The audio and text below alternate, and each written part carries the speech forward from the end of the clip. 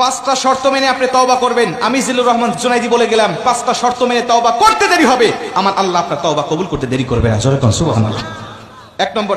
এক নম্বর তওবার শর্ত হলো আমরা শুধুমাত্র আস্তাগফিরুল্লাহ বলি, আস্তাগফিরুল্লাহ আস্তাগফিরুল্লাহ। আস্তাগফিরুল্লাহ বলারও ফজিলত আছে, বলবেন, সমস্যা নাই, কিন্তু পরিপূর্ণ তওবা করতে হলে এই পাঁচটা শর্ত আপনাকে মানতে হবে। এক নম্বরে, যে অপরাধটা আপনি করেছেন, যে গুনাহটা করেছেন, এইটা যে গুনাহ, এটা যে অপরাধ, এটা যে পাপ, এটা আল্লাহর কাছে স্বীকার করতে হবে যে আল্লাহ, আমি যেটা করেছি নিঃসন্দেহে গুনাহ করেছি, নিঃসন্দেহে অপরাধ করেছি, এটা আমার করা ঠিক হয় নাই, আমি করেছি, ভুল হয়েছে, এটা স্বীকার করতে হবে। যদি না করেন, ওই যে ওদের মতো বলে যে নামাজ না পড়লে কি হবে, আমার ঈমান ঠিক আছে, যদি এই কথা আপনি বলেন, আজীবন তওবা করবেন, তওবা কবুল হবে না। অন্যায় করার পরে আপনাকে স্বীকার করতে হবে যে আল্লাহ অন্যায় করেছি, এটা হলো তওবার প্রথম নম্বর শর্ত। দ্বিতীয় নম্বর শর্ত, নবীজি বলেন, এই পাপের জন্য, এই পাপটা তুমি আর দ্বিতীয়বার করবে না, আল্লাহর কাছে ওয়াদা দিবে যে আল্লাহ, আমি যেটা করেছি, মিথ্যা বলেছি, আর করবো না, আর মিথ্যা বলবো না, তোমার কাছে ওয়াদা দিলাম। আমি ঘুষ খেয়েছি, আল্লাহ তোমার কাছে ওয়াদা দিচ্ছি আর কোনো দিন ঘুষ খাবো না। আমি সুদ খেয়েছি, সুদের উপর টাকা লাগিয়েছি, আল্লাহ ওয়াদা দিলাম জীবনে সুদ খাবো না, যার কাছে টাকা দিয়েছি ওর কাছ থেকে লাভ নিব না, শুধুমাত্র আসলটা উঠায় নেব। আল্লাহ তুমি আমাকে ক্ষমা করো। আল্লাহর রাসূল বলছে, যদি কোনো মানুষ তওবা করার সময় দ্বিতীয়ভাবে পাপ করবে না বলে আল্লাহর কাছে তওবা করে, আমার আল্লাহ ডাইরেক্ট তার তওবাটা কবুল করে নেয়। 2 নম্বর। 3 নম্বরে নবীজি বলছে, এই তওবাটা করার সময় সে 2 রাকাত তওবা, তো সালাতুত তওবার নামাজ পড়বে। সালাতুত তওবার নামাজ পড়ে যে তওবা করতে হয়, এটা আমরা অনেকে জানি না, অথচ নবীজি সাহাবীদেরকে শিখিয়েছে, তোমরা যখন তওবা করবে 2 রাকাত সালাতুত তওবার নামাজ পড়বে, দেখবে যে আল্লাহ তোমাকে নিষ্পাক মাসুম বানায় দেবে।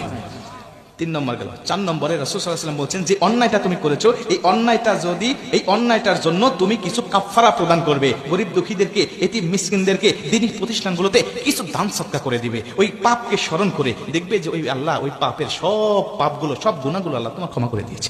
শুধু ক্ষমা করে দিয়েছে তা নয়, সূরা ফুরকানে আল্লাহ পাক বলেন, ইল্লা মান তাবা ওয়া আমানা ওয়া আমিলা আমালান সালিহা ফাউলাইকা ইউবাদদিলুল্লাহু সাইয়্যাতিহিম হাসানাত। তার জীবনে যত গুনাহ ছিল, এগুলোকে শুধু ক্ষমা করে দিয়ে ক্ষান্ত নয়, আল্লাহ গুনাহগুলোকে ফাউলাইকা ইউবাদদিলুল্লাহু সাইয়্যাতিহিম হাসানাত, গুনাহগুলোকে সওয়াব দ্বারা বদল করে তার আমলনামাটা ভরপুর করে দেয়। জোরে কোন সুবহানাল্লাহ।